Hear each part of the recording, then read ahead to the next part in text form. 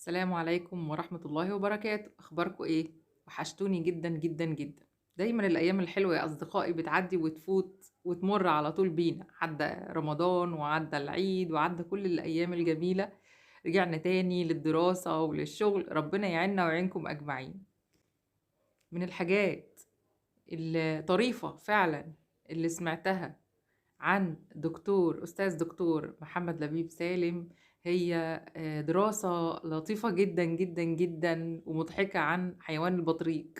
تصدقوا يا أصدقائي إن حيوان البطريق حتى هو عنده حالات انفصال، وممكن تكون زيادة 50%، 10 أضعاف عن الحالات العادية في البني آدمين. من أطرف الحاجات اللي أنا سمعتها وأخدتها من أستاذ دكتور محمد لبيب سالم.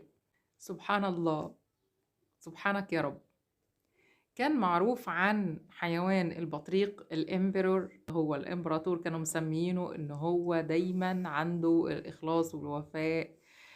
دي دراسة كانت معمولة سنة 1999، إن هو لو مرتبط أو متزوج مستحيل من 7 المستحيلات إن هو يبص على زوجته، يعني يشوف أنثى تانية على زوجته، أو إن هو يخونها، وعنده وفاء كبير جدا جدا ليها.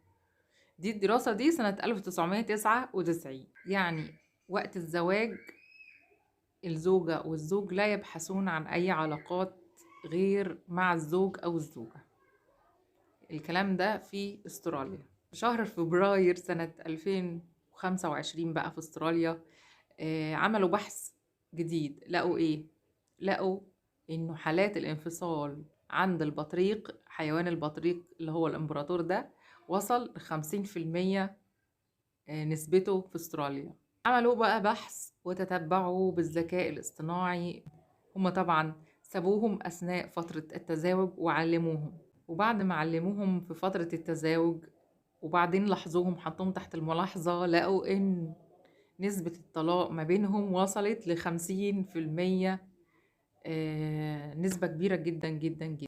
وهما متزوجين كانوا يبحثوا عن أنثى أخرى، وخاصة الذكور دايما هما اللي عاملين مشاكل، وطبعا بيفضل يدور على أنثى تانية لحد ما يحصل حالات الطلاق اللي هي الانفصال. لقوا نسبة الطلاق في أمريكا 2.4 من العشرة في الألف، يعني 10 أضعاف. في البطريق نسبة الطلاق أكبر من الأمريكان نفسهم. قعدوا بقى يدوروا يا أصدقائي عن سبب الطلاق ده ما بين البطاريق. لقوا إيه؟ لقوا إن البيئة المناخية جعلت موسم التزاوج قليل جدا، فهم ما بيلحقوش يجيبوا أولاد، أو حفاظا على النسل بتاعهم، وإن هم يفضلوا يجيبوا أولاد. طبعا بدأوا إن هم يدوروا على الذكر يدور على أنثى تانية حتى لو متزوج، أو إنه يدخل في علاقات غير شرعية علشان خاطر يجيب أولاد ويحافظ على النسل بتاعه. طبعا ده سلوك جديد جدا لم يسجل من سنة 1999.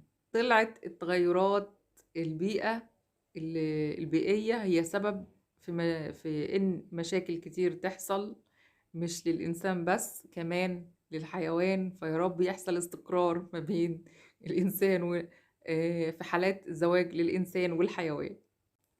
وكانت دي حالات يا أصدقائي عن نسبة الطلاق لحيوان البطريق، أو الطلاق في حيوان البطريق، كانت مأخوذة أو منقولة عن أستاذ دكتور محمد لبيب سالم، أستاذ دكتور علم المناعة في جامعة طنطا. طبعا أي معلومة منقولة نقلتها أو عجبتني من حد بحب أتكلم عنها، هجيب طبعا اسم الدكتور قالها، لازم يذكر اسمه ده للأمانة العلمية.